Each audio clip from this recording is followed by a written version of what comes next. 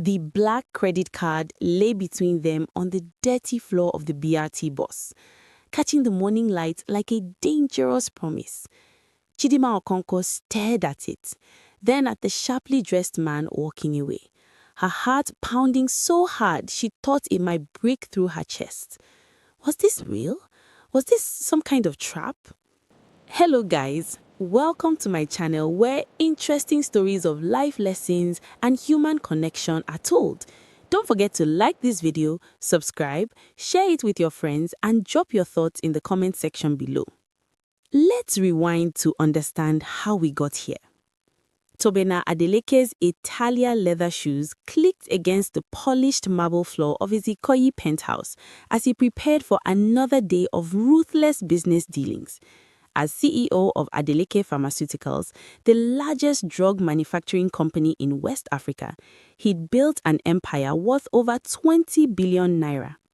But this morning, something felt different, heavy, wrong. His father's voice echoed in his mind as he adjusted his Patek Philippe watch. Tobenna, never trust the poor. They will smile at you today and rob you tomorrow. Poverty makes people desperate, and desperate people have no honor. Those words were his father's final lesson before he died, and Tobenna had carved them into his business philosophy like commandments on stone. The January Harmattan haze hung over Lagos as Tobenna's driver navigated through the chaotic traffic of CMS. His emergency board meeting in Victoria Island couldn't wait, but his Mercedes was stuck behind a Danfo bus, belching black smoke. Frustrated, Tobenna made an split-second decision. Stop here. I'll take the BRT. His driver's eyes widened in shock. Sir, the BRT? But sir! Just stop the car, Emeka. Tobenna had taken public transport exactly twice in his adult life, both times for publicity stunts during political campaigns he'd funded. But this morning, sitting in traffic while watching Lagos wake up around him, something pulled at him, a restlessness he couldn't name. The BRT station at Obalende was packed with the usual morning crowd. Civil servants in wrinkled shirts, market women balancing loads on their heads, students clutching worn textbooks. Tobenna felt conspicuously out of place in his Tom Ford suit, but no one paid him much attention. In Lagos, everyone was too focused on their own hustle to notice anyone else. He boarded the bus and found a spot near the middle, pulling out his phone to check stock prices. That's when he saw them. A young woman, probably in her late 20s, sat on the floor near the back exit with a small girl curled against her side. Her wrapper was faded and torn at the hem, her blouse stained with sweat and grime. But it was her eyes that stopped Tobenna cold. They held a fierce, protective love as she gazed down at her sleeping child, even as exhaustion carved deep lines into her young face. The little girl, maybe 5 or 6 years old, clutched a battered doll missing one arm. Her pink dress, once bright, was now grey with wear and too small for her growing frame. The woman adjusted her wrapper to cover the child's bare feet, sacrificing her own comfort without hesitation. Tobenna found himself staring. In his world of boardrooms and country clubs, poverty was just a statistic in quarterly reports about corporate social responsibility. But here, sitting 3 meters away, it had a face. 2 faces, actually. A name tag pinned crookedly to the woman's blouse read Chidinma Okonkwo. As the boss lurched forward, Chidinma reached into a worn black polythene bag and pulled out a small pack of cabin biscuits. She broke off a piece and gently woke her daughter. Adaze, baby, eat something. The little girl's eyes fluttered open, and even from a distance, Tobenna could see how sunken they were. I'm not hungry, Mama, the child whispered, but her stomach growled loudly, betraying her. Eat, Ne, please, for Mama. Tobenna watched as Chidinma convinced her daughter to eat the biscuit while she herself took nothing, simply stroking her child's hair and whispering soft reassurances in Igbo. The tenderness in that gesture, the complete self-sacrifice, hit Tobenna like a punch to the chest. His father's words rang in his ears again, but for the first time in 15 years, they sounded different. Not like wisdom, like fear. At the next stop, more passengers crowded in, and someone accidentally kicked Chidinma's polythene bag. A few items spilled out: a half-empty bottle of water, a worn Bible, a folded piece of paper that looked like an eviction notice. Chidinma quickly gathered everything, her movements practiced, as if she was used to protecting the little she had. Something cracked inside Tobenna's constructed worldview. Maybe it was the sleepless night he'd had thinking about his late father's legacy. Maybe it was turning 40 last month and realizing he had no one to celebrate with except paid employees and transactional friends. Maybe it was the simple, profound beauty of watching a mother love her child despite having nothing else. Whatever it was, Tobenna stood up and walked towards them before his rational mind could stop him. Chidinma's eyes snapped to him immediately, alert and wary. She pulled Adaze closer, her body language screaming defense. In Lagos, you learn to be suspicious of well-dressed strangers approaching you on public transport. "Excuse me," he said quietly, crouching down to their level. "We're not begging," Chidinma said immediately, her voice hoarse but firm. "I know," Tobenna replied. He pulled out his wallet, and Chidinma's expression shifted to weary resignation.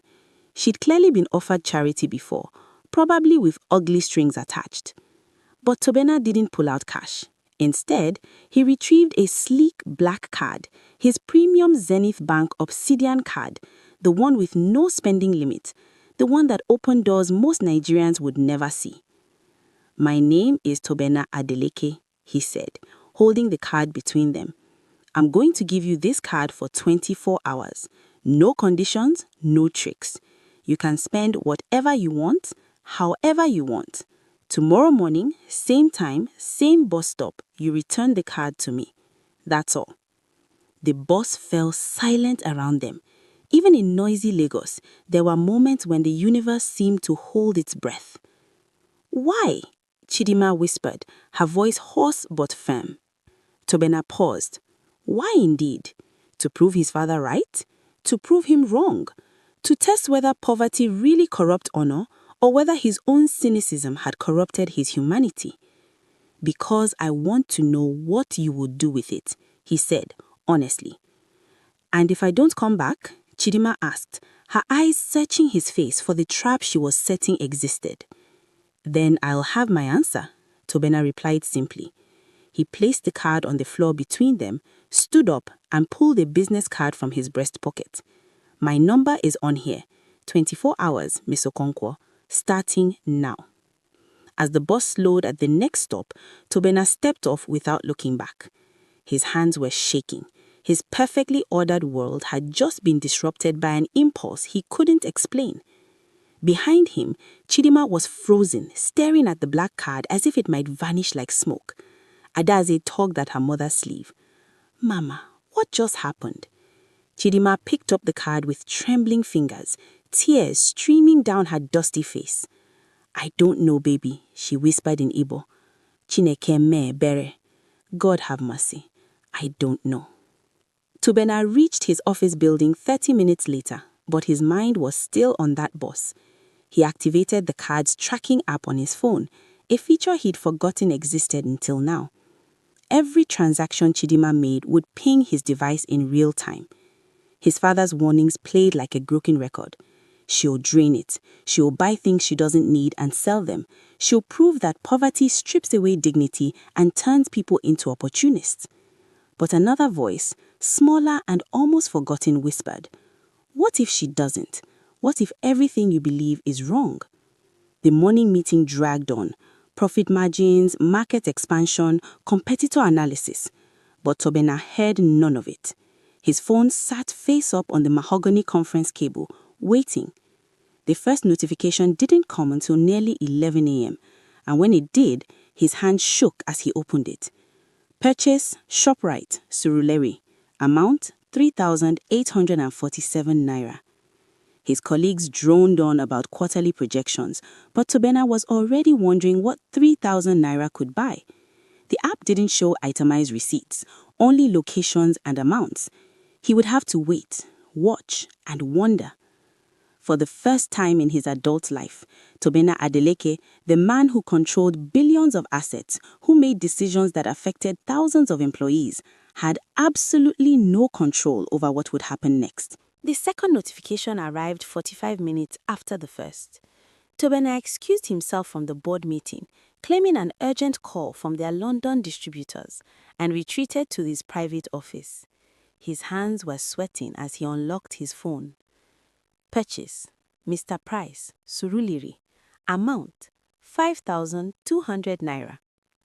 He sat down heavily in his leather executive chair, staring at the screen. Mr. Price, a clothing store for children and families. Chidinma was buying things for her daughter. The realization shouldn't have surprised him, but it did. His father's voice had been so loud for so long that Tobenna had almost convinced himself that poverty erased parental instinct, that desperation made people selfish. But here was evidence to the contrary, glowing on his phone screen in cold, undeniable numbers.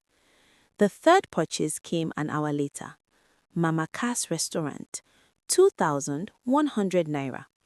Tobenna found himself smiling despite the tension coiling in his stomach. She was feeding her child, of course she was. What kind of mother wouldn't? But the fourth notification made him sit up straight. Purchase, Health Plus Pharmacy, Surulere, 4,650 naira.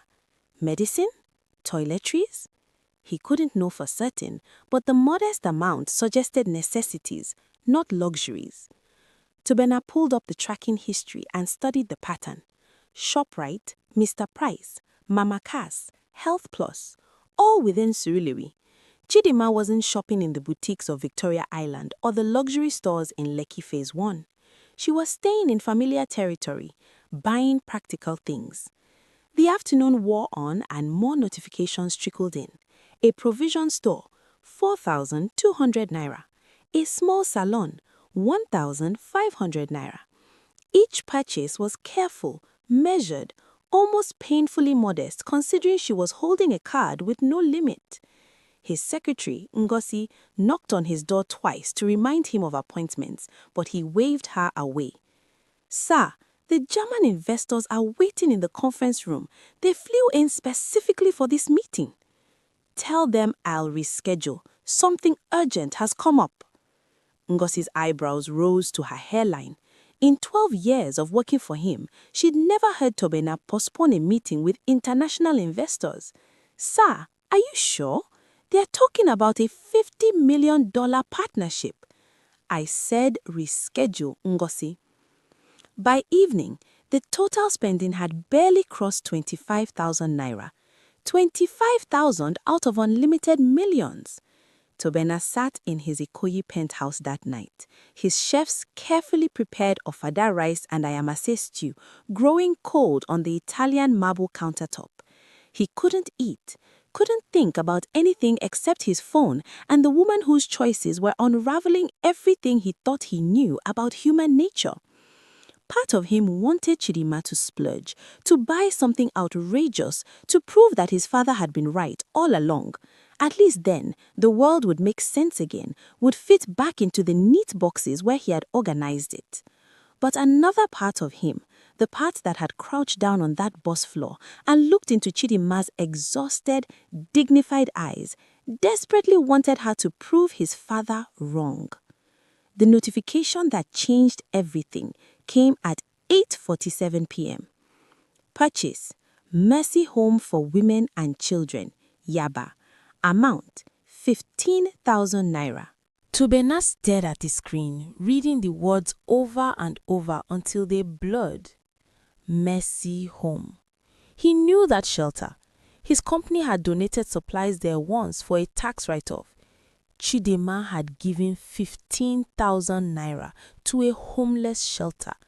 She was homeless herself, had probably spent nights in that very shelter with her daughter, and she was giving money back to it. His phone slipped from his hands and clattered onto the marble floor. Tobenna stood up, walked to his floor-to-ceiling windows overlooking the glittering Lagos skyline, and felt something break open inside his chest. It wasn't a crack this time. It was a full rupture. Decades of carefully constructed cynicism crumbling like a house built on sand. His father had been wrong, catastrophically, fundamentally wrong. Tobenna grabbed his car keys and headed for the door. He had to see her, had to know if this was real or some elaborate performance. The rational part of his brain whispered that 24 hours weren't up yet, that he should wait until tomorrow as promised. But rationality had failed him his entire life, had left him wealthy and powerful and completely hollow. He called the shelter director, a formidable woman named Sister Margaret, who'd been running Mercy Home for 20 years. "Sister, it's Tobenna Adeleke. I need to ask you about a donation you received today."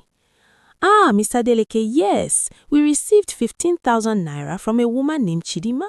Such a blessing. She said she wanted to help other mothers like herself.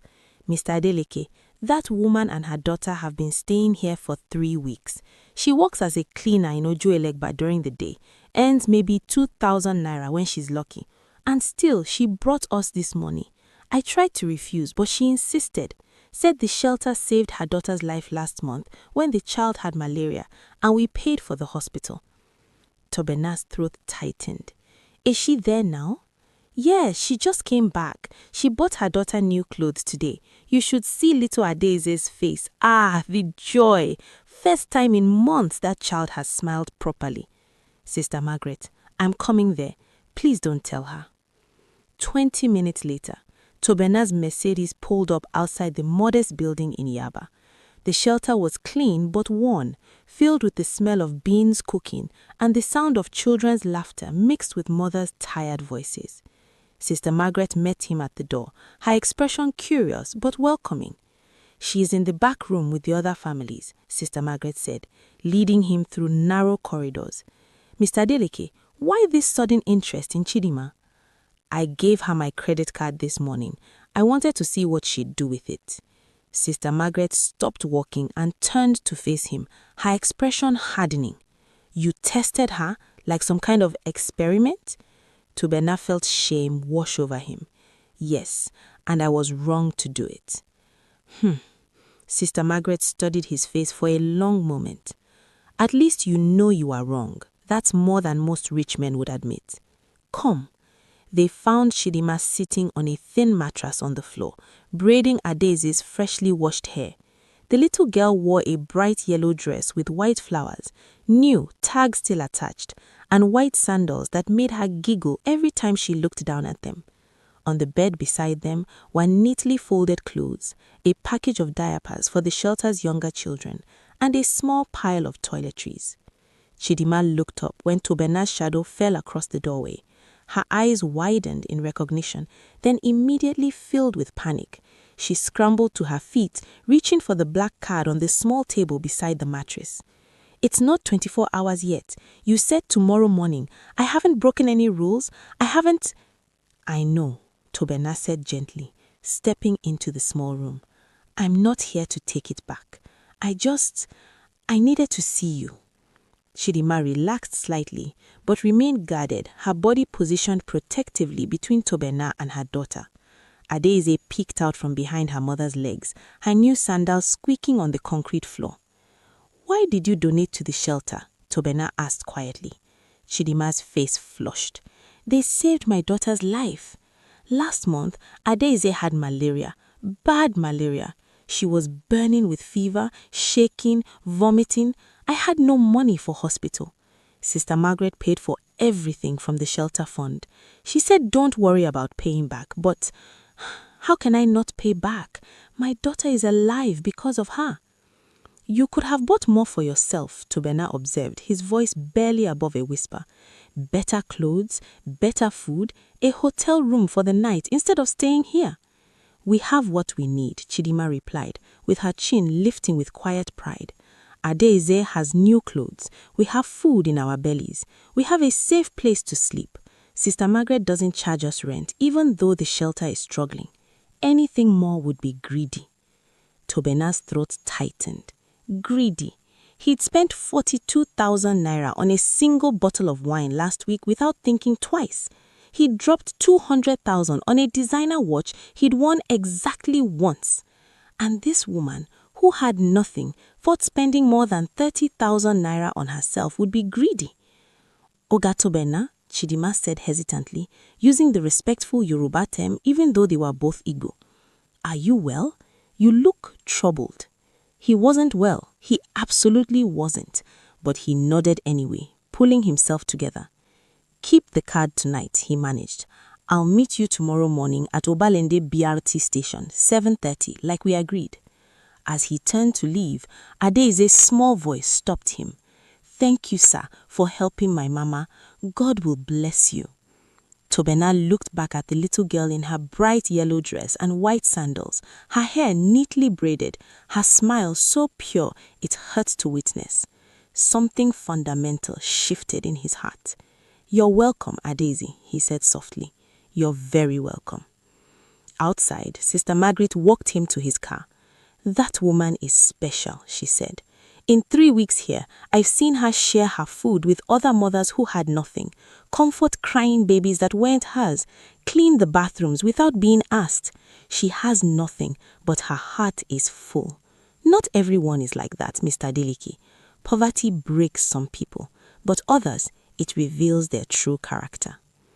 Tobenna drove home through Lagos traffic, tears streaming down his face for the first time since his father's funeral 15 years ago. But these weren't tears of grief. They were tears of awakening, of shame, of gratitude for a lesson he desperately needed to learn. His father had taught him that wealth was everything, that power protected you, that poor people couldn't be trusted because desperation made them corrupt. But Chidinma Okoronko had just proven that the opposite was true. Poverty hadn't corrupted her. It had refined her into someone purer, more generous, more human than Tobenna had been in his entire privileged life. And if his father had been wrong about this, what else had he been wrong about? Tobenna didn't sleep that night. He sat in his study, surrounded by framed photos of himself, shaking hands with governors and presidents, certificates of excellence from international business forums, and glossy magazine covers featuring his face above headlines like Nigeria's Pharmaceutical King and the Billionaire Who Built an Empire.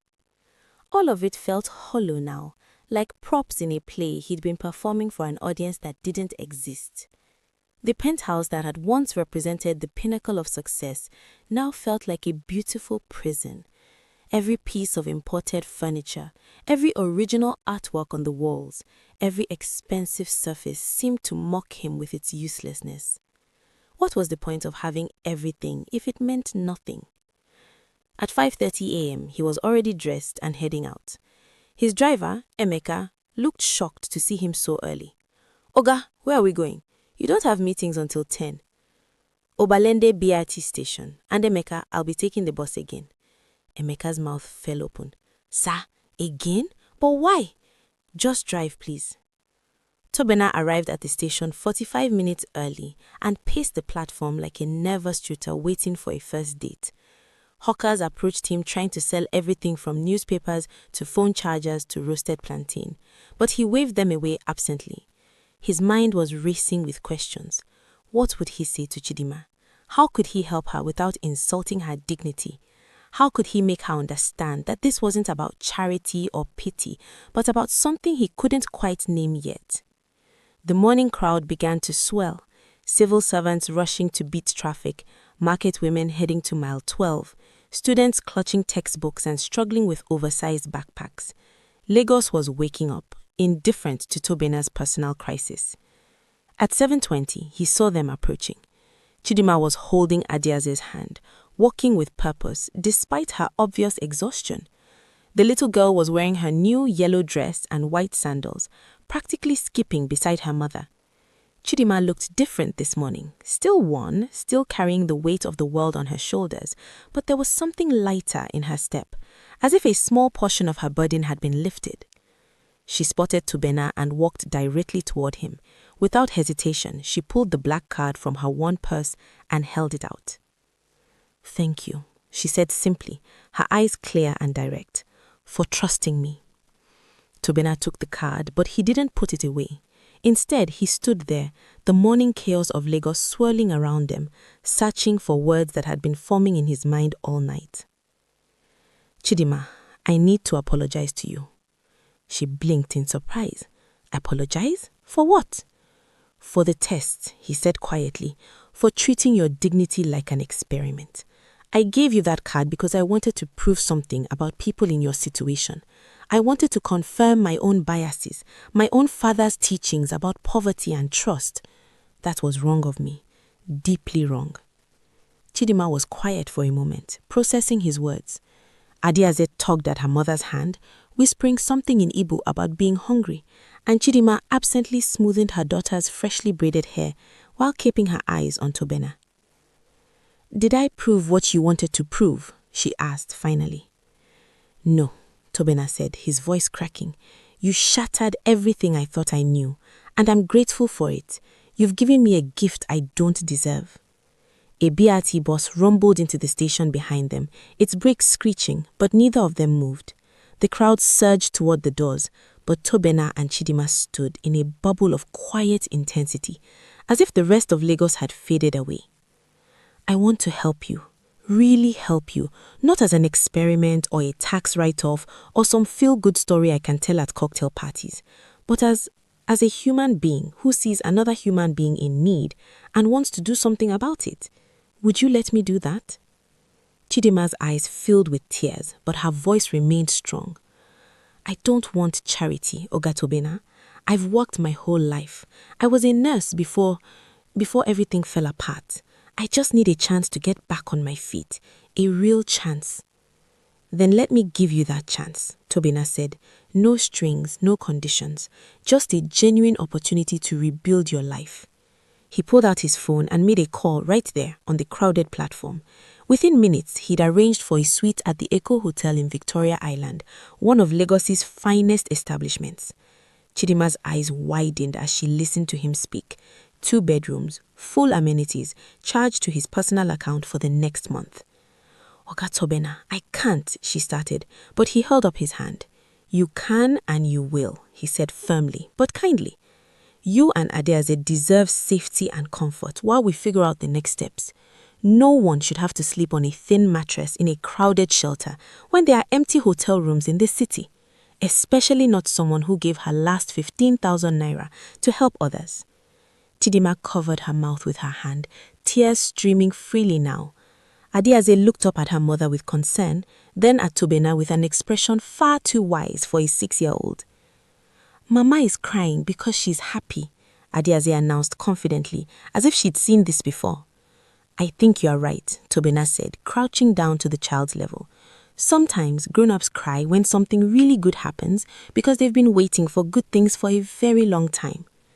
Within 2 hours, Chidinma and Adiaze were checking into Echo Hotel. Tobenna had accompanied them in his Mercedes. Chidinma had protested at first, uncomfortable with such luxury, but he'd insisted. The hotel staff treated them with the same courtesy they showed all guests, but Tobenna noticed the subtle looks, the quick judgments based on Chidinma's worn clothes and nervous demeanor. She's a valued guest, he told the reception manager quietly but firmly. Treat her accordingly. The manager's attitude shifted immediately. Yes, sir, Mr. Adeleke, yes, sir. Tobenna stood in the doorway of their suite while Adiaze ran from room to room, squealing with delight at the big bathtub, the fluffy white robes, the television that was bigger than any she'd ever seen, and the panoramic view of the Atlantic Ocean stretching endlessly beyond the window. Chidinma stood in the center of the living room, turning slowly to take it all in. The leather sofas, the gleaming kitchenette, the fresh flowers on the dining table. This is too much, she whispered. I don't even know what to say. You don't have to say anything, Tobenna replied gently. But I do need to explain something. This isn't the end of my help, it's the beginning. Tomorrow, I want you to meet my personal assistant. We'll talk about housing options, job training programs, healthcare for both of you, and schools for Adiaze. But for today, I want you to rest. Order room service, take a hot bath, let Adiaze swim in the pool if she wants. Just be safe and warm and know that you don't have to worry about where you'll sleep tonight or tomorrow night or next month. He pulled out his business card and handed it to her. My private number is on here. If you need anything at all, you call me directly. Understood? Chidinma took the card with shaking hands. I'll pay you back, she said firmly, her voice gaining strength. I don't know how or when, but somehow, someday, I'll pay all of this back. The only thing I want in return, Tobenna said in a voice thick with emotion, is for you to keep being exactly who you are, Chidinma Okonkwo. Nigeria needs more people like you. This country desperately needs more people like you.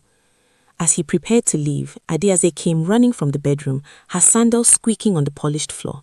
She threw her small arms around Tobenna's legs in an impulsive hug. Thank you, Uncle Tobenna. You are a good man. My mama said so. Tobenna felt his throat close up. He knelt down and hugged the little girl back. This child who'd spent her young life sleeping on bus floors and shelter mattresses, but still had enough joy in her heart to trust a stranger. Your mama is the good one, he whispered. Your mama is the strongest, kindest person I've ever met. As he left the hotel and stepped back into the humid afternoon, his phone buzzed with messages from his office. Meetings he'd missed, decisions that needed to be made, problems that apparently only he could solve. Ngozi had sent him 7 increasingly frantic texts about the German investors who'd flown back to Frankfurt disappointed. But for the first time in his professional life, Tobenna realized that none of it mattered as much as what had just happened. The German deal would still be there next month. The company would survive without his presence for one day. But Chidinma and Adeaze wouldn't survive another month on the streets or in that shelter, and he had the power to change that. He'd been taught that wealth was about accumulation, that success meant building walls high enough to keep the world's problems out. His father had measured worth in naira and kobo, in properties owned and companies conquered. But standing on that Victoria Island sidewalk, watching the ocean waves crash against the shore in the distance, Tobenna understood a truth his father never learned. Real wealth wasn't about what you kept, it was about what you gave away. And for the first time in 40 years, he felt truly, powerfully rich. The following morning, Tobenna cleared his entire schedule. His executive assistant, Ngozi, had looked at him with barely concealed shock when he'd instructed her to cancel meetings with potential investors, postpone the quarterly review with the board, and reschedule a conference call with their South African distributors. Sir, are you feeling well? She'd asked cautiously, her hand hovering over the intercom as if ready to call for medical help. You've never missed a quarterly review. Never. I'm feeling better than I have in a very long time, he'd replied, and meant it. Also, Ngozi, I need you to compile information on nursing reentry programs in Lagos, affordable housing options in safe neighborhoods, and the best pediatricians in the state. Have it ready by 9 a.m. Ngozi's eyes had widened, but she'd simply nodded. She'd worked for Tobenna long enough to know when not to ask questions. He met Chidinma in the hotel's elegant restaurant at 10 a.m. She was wearing the same worn clothes from yesterday, but she'd clearly showered, and her hair was neatly braided in a fresh cornrow pattern. Adeaze sat beside her in her yellow dress, swinging her legs and coloring in a book the hotel staff had provided. The little girl was eating pancakes with such intense focus that it made Tobenna's heart ache. Good morning, Tobenna said, sitting down from them. I hope you both slept well. Adeaze didn't want to leave the bathtub last night, Chidinma said with a small smile. And I may have ordered jollof rice for dinner twice just because I could. The second time, I added extra chicken. I felt like a queen. Tobenna laughed, the sound surprising even himself. Good. That's exactly what you should be doing. He pulled out his tablet and opened a document he'd been working on since 4 a.m. I've been making some calls and doing research. I want to walk you through a plan, but I need you to understand something first. This is a framework, not a command. You can reject any part of it, modify it, or tell me I'm completely wrong. This is your life, Chidinma. I'm just trying to clear the obstacles. Chidinma leaned forward, her eyes serious and attentive. The weariness from yesterday had softened into cautious hope.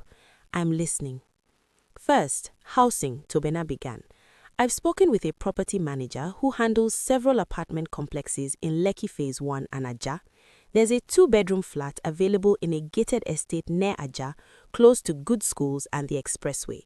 I'd like to cover the first year's rent while you get established. Chidinma opened her mouth to protest, but Tobenna gently continued. Before you say no, think of it as an investment, not charity. I'm investing in your future because I believe in your potential to pay it forward someday. You've already proven you would. You gave 15,000 naira to a shelter when you had nothing. Imagine what you'll do when you have something. She closed her mouth, nodding slowly. Adeze looked up from her coloring book, not fully understanding, but sensing the importance of the moment. Second, employment, Tobenna said. You mentioned you were a nurse. I've contacted the Nursing and Midwifery Council of Nigeria and the Lagos University Teaching Hospital. RUTH has a professional re-entry program for healthcare workers who've had gaps in their employment. It includes refresher courses, license renewal support, and guaranteed interviews for positions once you complete the program. The next cohort starts in 3 weeks. Chidinma's eyes widened, filling with tears. I lost my practicing license 3 years ago when I couldn't afford the renewal fees, and my certifications expired when... She paused, pain flickering across her face. When my husband died and everything fell apart. The hospital bills, the funeral costs, the debts he left behind. I lost everything trying to do the right thing. Tobenna felt anger rise in his chest, not at Chidinma, but at a system that punished people for having the audacity to experience tragedy. The program covers all of that, he said firmly. License renewal fees, certification costs, continuing education credits, everything. And while you're in the program, I'd like to provide a monthly stipend of 80,000 naira so you can focus on your studies without worrying about feeding Adeze or paying transport. Oga Tobenna, this is too much, Chidinma whispered, tears streaming down her face now. I don't deserve... Stop, Tobenna interrupted, his voice gentle but firm. Don't ever say you don't deserve help. You deserve every good thing that comes your way and more. What you've been through, what you've survived while still maintaining your humanity and kindness, that deserves to be rewarded, not punished. He swiped to the next section of his notes. Third, healthcare. I've arranged for both you and Adeze to be covered under a comprehensive health insurance plan through my company. Sister Margaret told me that Adeze had severe malaria last month. I also noticed she's quite thin for her age. She needs a full medical checkup, vaccinations if she's missed any, and proper nutrition assessment. Chidinma's hand flew to her mouth. How did you? Sister Margaret told you? I asked, Tobenna said simply. I wanted to understand your situation fully so I could help properly. Sister Margaret also mentioned that you've been working as a cleaner in Ojuelege, sometimes for as little as 2,000 naira a day. That ends today. Your only job now is to focus on getting your nursing license back and taking care of your daughter. Adeze, hearing her name, looked up with maple syrup on her face. Am I sick, Uncle Tobenna? No, Princess, Chidinma said quickly, wiping her daughter's face with a napkin. We're just going to make sure you stay strong and healthy. Tobenna felt his throat tighten, watching them. The way Chidinma automatically prioritized her daughter's emotional state, even while processing life-changing information, reminded him of why he'd started this journey in the first place. Fourth, he continued, his voice gentler now, education for Adeze. The estate where the flat is located has an excellent private school nearby, Corona School. I've already spoken with the admissions director.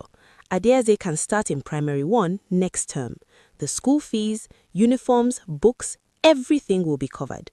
She loves to sing, Chidinma said softly, glancing at her daughter. And draw. She makes up songs about everything. The rain, the Danfo buses, the women selling oranges by the roadside. Even when we had nothing, she would sing. Then she should have music lessons, Tobenna said immediately, making a note on his tablet. Art classes too. Every child deserves a chance to develop their talents, not just survive. For the next hour, they went through every detail. Tobenna had thought of everything. A modest budget for clothes and household items, a monthly allowance for groceries and personal expenses, transportation money, even a small emergency fund for unexpected costs. I had created spreadsheets, timelines, and contact lists. His business mind, usually applied to profit margins and market domination, had been redirected towards something that actually mattered. I have 2 conditions, Tobenna said as they neared the end of the discussion. Chidinma tensed slightly. What are they? First, you have to promise me that if this plan isn't working, if you need something different or more or less, you'll tell me. Pride is admirable, but not at the expense of your well-being or Adeaze's. Can you promise me that? Chidinma hesitated, then nodded. I promise. What's the second condition? Tobenna smiled. I want you to let me take you and Adeaze shopping today. Properly shopping, not emergency basics. You need professional clothes for your nursing program, Adeaze needs school supplies and uniforms, and you both deserve to have some things that make you happy, not just things you need to survive. Oga Tobenna, he interrupted gently. Please, just call me Tobenna. Oga was my father, and I'm trying very hard not to become him. Chidinma laughed through her tears, and the sound was like music. Okay, Tobenna, but only if you let me ask you something. Anything. Why are you really doing this? And please don't say it's because of what I did with the credit card. That was just being human. There has to be more to it. Tobenna was quiet for a moment, carefully considering his answer. Outside the restaurant windows, Lagos stretched out in all its chaotic glory. Traffic jams and street hawkers, gleaming towers and crumbling buildings, wealth and poverty existing side by side in a delicate, difficult dance. My father spent his entire life teaching me that people couldn't be trusted, Tobenna said slowly.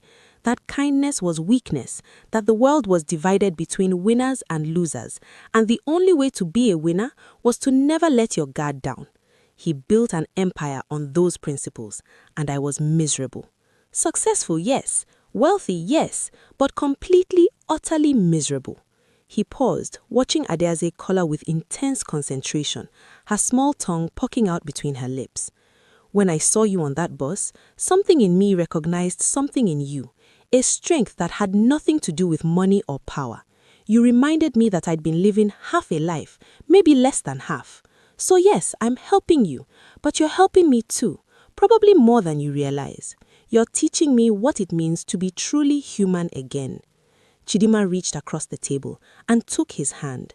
It was a simple gesture, but it carried the weight of understanding, gratitude, and a connection that transcended their vastly different circumstances. Thank you, Tobenna, she said simply, for seeing us, for seeing me not as a problem to be solved, but as a person with dignity and dreams. Thank you, Chidinma, he replied, his voice thick with emotion, for reminding me what those things look like. They spent the rest of the day shopping, first at Ikeja City Mall for professional clothes and everyday wear, then at a uniform shop for Adeaze's school supplies, then at a bookstore where Tobenna insisted Adeaze pick out 10 books, any 10 she wanted. The little girl had stood in the children's section with tears in her eyes, overwhelmed by the choices. I can really pick any 10? She'd whispered. Any 10, Tobenna had confirmed. By the time they returned to the hotel, both Chidinma and Adeaze were exhausted but glowing. Shopping bags filled with new beginnings surrounded them in the hotel suite. Tobenna stood in the doorway, preparing to leave, when Chidinma stopped him. Tobenna, I need you to know something. When my husband died, when I lost everything, I prayed every night for a miracle. But the miracle never came. I stopped praying eventually, stopped believing that good things could happen to people like me.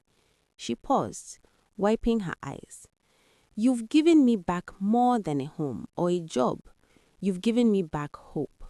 You've given me back my faith in miracles. I won't forget that, ever. Tobenna felt tears prick his own eyes. The miracle was always there, Chidinma. It was in you. I just helped you see it. As he drove home that evening through Lagos traffic, Tobenna realized that his father's greatest lie hadn't been about poor people being untrustworthy. It had been the implicit message that wealth alone could make you happy, that success meant isolation, that caring about others was a weakness to be avoided. His father had died alone in that same penthouse, surrounded by luxury but loved by no one. Tobenna had been heading down the same path until a homeless woman on a bus had shown him a different way. 6 months passed like a gentle transformation. Tobenna watched from a respectful distance as Chidinma rebuilt her life piece by piece, each small victory adding up to something remarkable. She'd completed the nursing re-entry program at RUTH with distinction, impressing her instructors with her clinical skills and her compassionate bedside manner. Adaeze had started Primary 1 at Corona School and was thriving, her asthma under control with proper medication and her natural creativity flowering in music and art classes. The flat in Aja had become a real home, filled with Adaeze's colorful drawings taped to the refrigerator and Chidinma's nursing textbooks stacked neatly on the center table. Tobenna had visited a few times, always calling ahead, always respectful of their space and privacy. He'd watched Chidinma transform from someone who flinched at unexpected kindness to someone who walked with her head high, confidence earned through hard work and second chances. But something else had been growing during those months, an idea that kept Tobenna awake at night, not with anxiety, but with purpose. He'd started researching homelessness statistics in Lagos, reading stories of single parents trapped in impossible situations, learning about systemic failures that turned temporary hardship into permanent crisis. The more he learned, the more he realized that Chidinma's story wasn't unique. There were thousands, maybe hundreds of thousands of women and men like her across Nigeria, people with skills and dreams and dignity who just needed someone to believe in them. One evening in late July, during the height of the rainy season, Tobenna invited Chidinma to dinner at his penthouse in Ikoyi. She'd accepted hesitantly, still not entirely comfortable with the luxury that surrounded him, but she'd come. Adaeze was having a sleepover at her new friend Chiamaka's house, her first ever, and Chidinma had confessed to feeling both relieved and anxious about it. "She's growing up so fast," Chidinma said, sitting on Tobenna's expansive balcony overlooking the Lagos Lagoon. Rain drummed steadily on the glass roof above them, creating a rhythmic backdrop to their conversation. "Sometimes I look at her and can't believe she's the same little girl who used to sleep on bus floors with me, wearing a torn dress and broken slippers." "You're both stronger than you were then," Tobenna observed, pouring her a glass of Chapman. "But you were always strong, Chidinma. You just didn't have the resources to show it properly." Chidinma smiled at him, the kind of genuine smile that had become more frequent as the months progressed. "I got a job offer yesterday," she said, her voice carrying a mixture of pride and uncertainty. "RUTH wants me in their pediatric ward, full-time, good salary, proper benefits. I start in September if I accept." Tobenna's face lit up. "Chidinma, that's incredible. RUTH's pediatric ward is one of the best in West Africa. They must have been very impressed during your training." "I told them I'd think about it," she said, her expression turning thoughtful. "Which probably seems crazy, right? A woman who was homeless 6 months ago, turning down a job at RUTH?" "Not crazy," Tobenna said carefully. "Just someone who might have other options, or other dreams." Chidinma turned to look at him directly, the rain creating a curtain of water beyond the balcony glass. Lightning flashed across the Lagos skyline, illuminating the city in brief, stark clarity. "6 months ago," Chidinma said softly, "I was sleeping on a thin mattress in a crowded shelter. I was stealing hand sanitizer from public toilets to keep Adaeze clean. I was counting 20 naira coins to buy pure water. And now you're asking me to lead a foundation with a 50 million naira budget?" "Yes," Tobenna said simply, "because you are the only person I trust to do it right. You won't see these families as statistics or success stories for annual reports. You'll see them as human beings because that's what you are. That's what you've always been, even when the world tried to make you invisible." She set down the tablet and looked out over the rain-soaked city. Somewhere out there, Tobenna knew, were people huddled under bridges and in bus stations, making impossible choices between food and shelter, between medicine and school fees. He'd been blind to them for so long, wrapped in his father's cynicism and his own comfortable isolation. "I'll do it," Chidinma said finally, her voice steady and sure, "but on one condition." Name it. We don't just help them survive, we help them dream again. We show them that their past doesn't define their future, that 3 bad years or 5 bad years or even 10 bad years doesn't mean they are broken beyond repair. We treat them the way you treated me, like human beings with potential and dignity, not problems to be managed or poor people to be pitied. Tobenna felt emotion tighten his throat. That's not a condition, Chidinma. That's the entire mission statement. They spent the rest of the evening planning, their conversation flowing from practical details to passionate dreams. Chidinma talked about creating support groups where participants could share experiences and build genuine community. Tobenna suggested partnerships with local businesses for job placement and skills training. Together, they sketched out a program that felt revolutionary in its simplicity. Treat people with dignity, provide comprehensive support without judgment, and trust them to rebuild their lives when given real opportunities. 3 months later, in October, the Adeleke Foundation for Family Empowerment officially opened its doors in a renovated building in Yaba. The office wasn't fancy, deliberately so. Chidinma insisted on a space that felt welcoming rather than intimidating. A place where people wearing worn clothes and borrowed shoes wouldn't feel out of place or judged. The walls were painted warm yellow and orange, comfortable chairs filled the waiting area, and there was always jollof rice, moi and cold drinks available for visitors. Chidinma's office faced the street with windows that looked out onto the vibrant chaos of Lagos life. On her first official day as executive director, she arrived at 7 a.m. to find 23 applications already submitted online and by hand. 23 families asking for help, for hope, for a chance to start again. She read each application carefully, seeing her own story reflected in different faces and circumstances. A single father who'd lost his welding job after an accident and couldn't afford the surgery to fix his hand. A grandmother raising 4 grandchildren after her daughter died in childbirth. A young mother who escaped an abusive marriage with 3 children and nowhere to go. Each story broke her heart and strengthened her resolve. Tobenna visited at the end of that first day, finding Chidinma still at her desk as evening shadows stretched across the office and the street vendors outside began to pack up their wares. "How was it?" he asked, setting down a takeaway pack of chicken and chips from Chicken Republic. "Overwhelming," Chidinma admitted, gratefully accepting the food. "And perfect, and terrifying, and exactly what I'm supposed to be doing with my life. I read 23 stories today, Tobenna. 23 families who could be helped, who deserve to be helped." He smiled, pulling up a chair beside her desk. "I know the feeling," he said. "That's how I felt the day I gave you my credit card, like I was stepping off a cliff, not knowing if I'd fall or fly." "And which was it?" Chidinma asked, Hojara knowing the answer. "I flew," he said softly. "We both did, and now we're going to help others fly too." Over the next 6 months, the foundation flourished beyond their expectations. They helped 30 families in the pilot program, providing housing, job training, healthcare, education, and most importantly, treating each person with the dignity and respect they deserved. Success stories began to emerge. A former teacher returned to the classroom after losing everything to medical debt. A skilled carpenter opened his own workshop after receiving tools and business training. A widowed mother of 3 became a successful caterer after completing culinary courses. Chidinma insisted that every beneficiary who successfully rebuilt their life be invited to share their story with new applicants. "Let them see what's possible," she said. "Let them see people who looked just like them, who started from the same place and made it through." The foundation also hired 3 additional counselors, all people who'd experienced homelessness themselves. Chidinma's philosophy was simple. Lived experience was just as valuable as professional credentials, maybe more valuable, because it came with empathy that couldn't be taught in any university.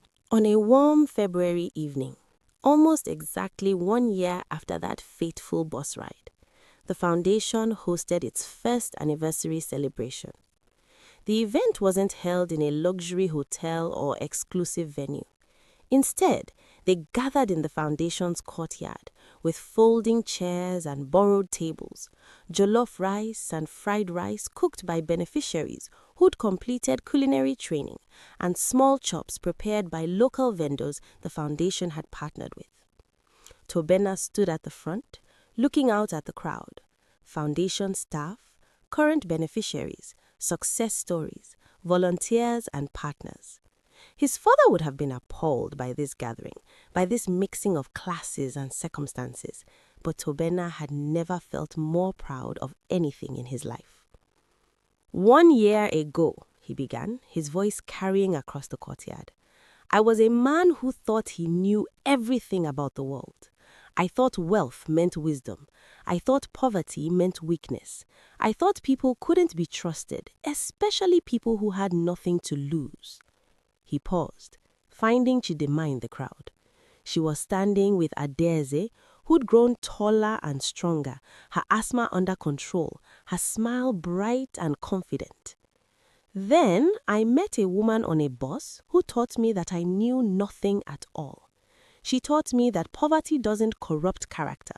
Sometimes it reveals the best of human nature.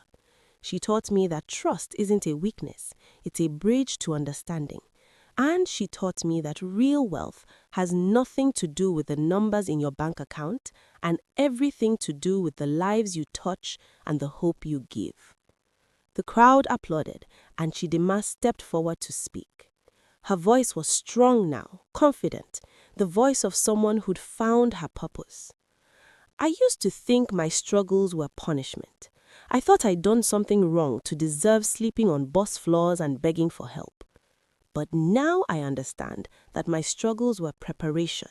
They prepared me to help others, to understand their pain, to walk beside them without judgment because I've walked that same path. She looked at Tobenna, gratitude and friendship shining in her eyes. One man's courage to trust changed my life.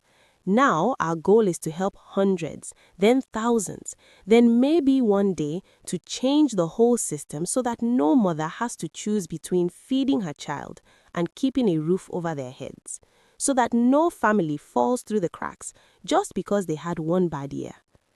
The celebration continued into the evening, filled with laughter and music and the kind of joy that comes from genuine community. Tobenna stood to the side, watching it all, and felt something he'd been searching for his entire life without knowing it: contentment. Not the hollow satisfaction of a successful business deal or the temporary pleasure of an expensive purchase, but deep, soul-level contentment born from purpose and connection. His phone buzzed. A text from his company's CFO. Board wants to know when you're coming back full-time. Company needs your leadership. Tobenna looked at the message, then at the celebration around him, at families laughing together, at children playing without the shadow of hunger or homelessness hanging over them, at Chidinma moving through the crowd with confidence and grace, touching lives just by being herself. He typed back, "The company is fine. I'm exactly where I need to be."